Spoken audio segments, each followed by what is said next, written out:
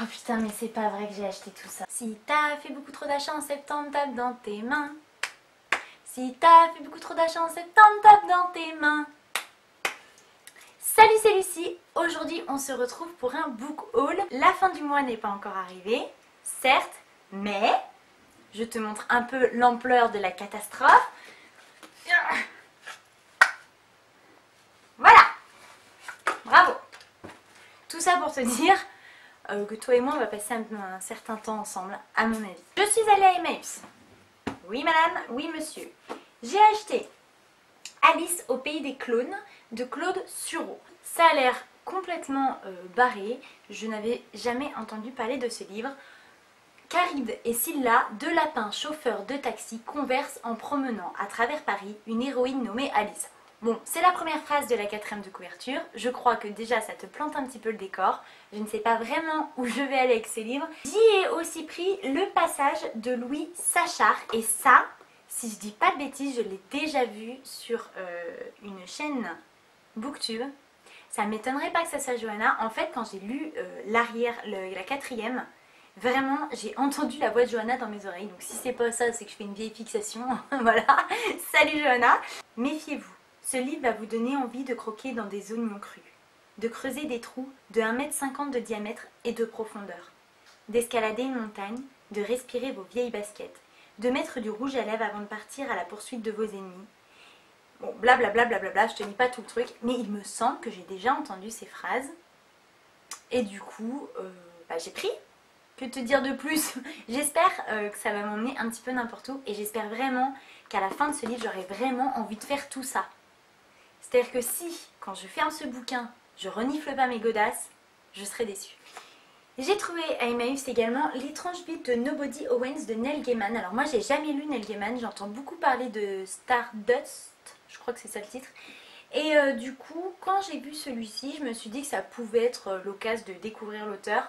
Voilà, en ne payant pas un livre une blinde. Neil Gaiman, c'est lui qui a écrit aussi Coraline, mais ça non plus je connais pas, ni le film animé, ni le livre, vraiment. Donc ça a l'air assez étrange, c'est un petit garçon en fait, soi-disant parfaitement normal, mais qui a été élevé dans un cimetière par un couple de fantômes.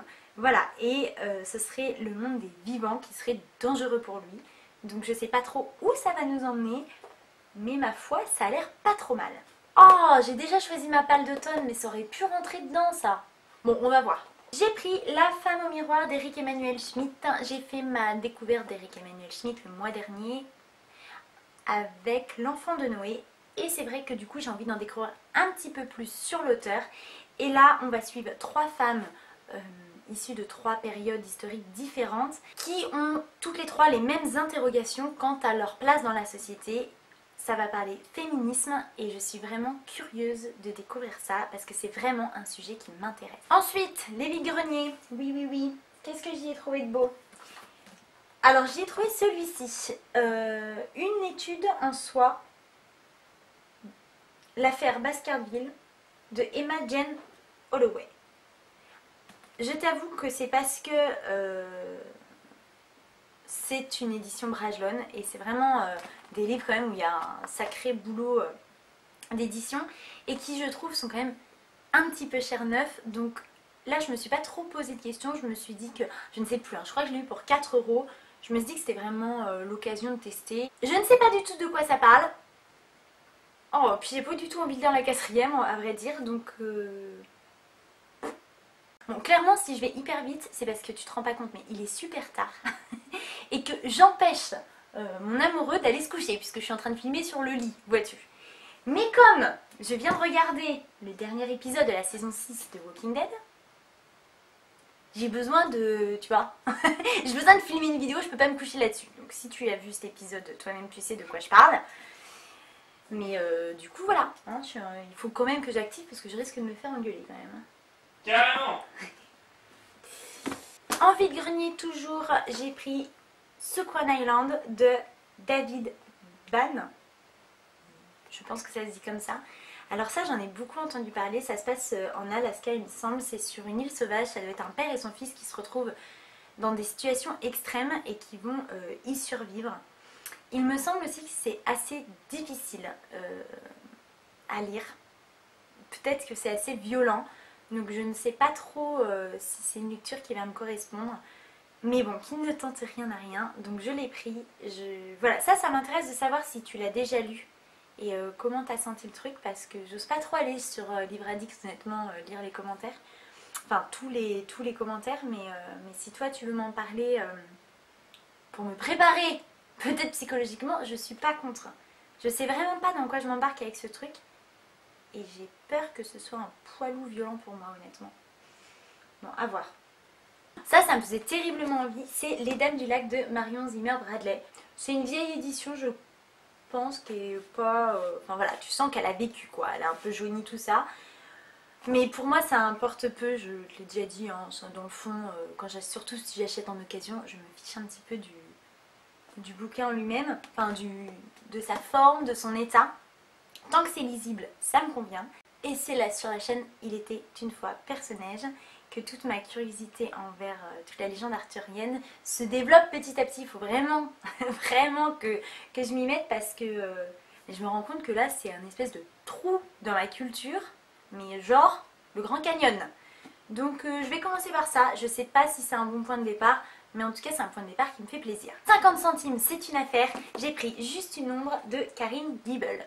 Je ne sais pas pourquoi je m'entête à acheter des thrillers des policiers alors que je dois en lire 3 par an. Mais je suis une fille influençable, vois-tu. Je regarde beaucoup de chaînes qui parlent de ce genre. Et j'y peux rien. Je me laisse emporter, surtout pour 50 centimes, soyons clairs. Ça aussi, ça pourrait aller dans ma palle d'automne. Mais à un moment, je vais pas pouvoir tout lire. Je vais voir. Mes attentes ne sont pas complètement folles avec ce genre de livre. Vu que j'en lis pas souvent, je pense que je suis facilement impressionnable. Je veux juste une fin qui me surprenne. Je veux juste être un petit peu sur le cul à la fin de ma lecture. Pareil, je suis trop contente de ma trouvaille. J'ai trouvé Le Temps des miracles d'Anne-Laure Bondou. Mais c'est marrant, j'ai l'impression de t'avoir déjà présenté ce livre à mon dernier book haul. Je suis sûre de t'avoir dit, j'ai découvert Anne-Laure Bondou le mois dernier avec Tant que nous sommes vivants, Oh. Ah non, c'est que j'ai acheté La Princetta et le Capitaine, voilà ça. Donc du coup, c'est ma 3e acquisition d'Anne-Laure Bondou. Donc je sais pas si le prochain livre que je lirai d'elle, ce sera celui-ci ou celui que j'ai acheté le mois précédent. Toujours est-il que je t'ai dit que je comptais bien tout lire de cet auteur. Et voilà, je fais en sorte que ce soit possible. Et pareil, j'ai dû le trouver pour 1 € sur un vide-grenier. Il est en parfait état.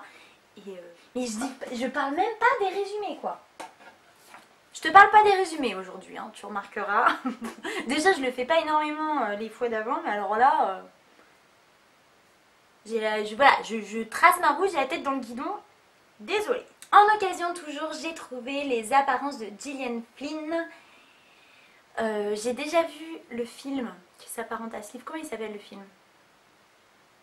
Gone Girl. Donc si tu veux, je sais déjà la fin du truc. Oui, moi j'achète un policier, je sais la fin. Bon, ça va. Oui, je viens de dire derrière que c'était avec Ben Affleck. Pourtant Ben Affleck, je l'aime pas trop cet acteur là avec son sourire Colgate là. Ah, c'est marrant, je suis sûre d'avoir aimé le film, et pourtant Ben Affleck avec moi, tu vois. Bon bref.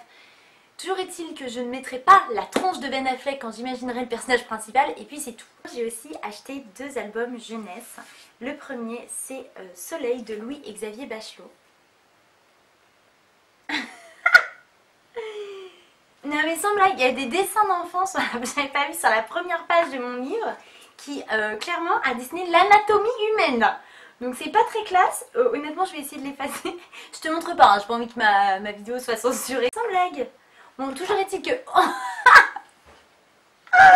en dehors de dessins d'enfants qui, j'avoue, j'avais pas fait gaffe, les dessins du livre, eux, me plaisent pas mal. C'est très coloré, très vif. Je sais pas de quoi ça parle, mais en même temps, je vais vite le savoir. Ah non, mais c'est quand même super spé ces dessins au début, là. Non, mais il y a des dessins obscènes dans mon livre, quoi. Oui, je suis trop contente de mon achat. Bah, pour le coup, je suis un peu... Qu'est-ce que je vais en faire? Je suis sûre que t'as trop envie de voir.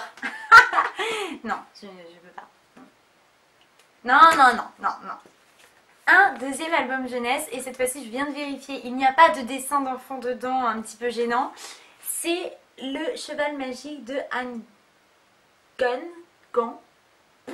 de Chen Jiang-hong. Et là, pareil, de toute façon, il n'y a qu'un truc hein, qui me parle sur les livres d'enfants, c'est les graphismes en fait. J'y connais pas grand chose en dessin, mais voilà, il y en a... il y a des dessins comme ça, enfin, je les trouvais particulièrement délicats et particulièrement doux. C'est typiquement le genre de livre où je vous ferai pas d'update lecture dessus, mais je les lirai, j'y jetterai un coup d'œil quand même pour voir ce que je mets entre les mains des enfants. La preuve, il faut vérifier, hein, avec ma super découverte de celui-ci là. J'en suis toute retournée. Et je finis avec mes achats que j'ai fait neufs.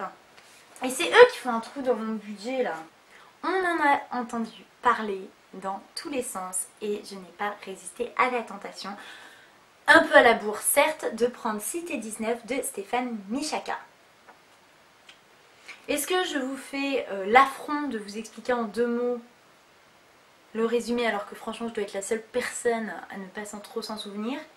Il me semble que c'est l'histoire d'une jeune femme qui, pour je ne sais quelle obscure raison, se retrouve 150 ans auparavant. Et c'est tout ce que je sais.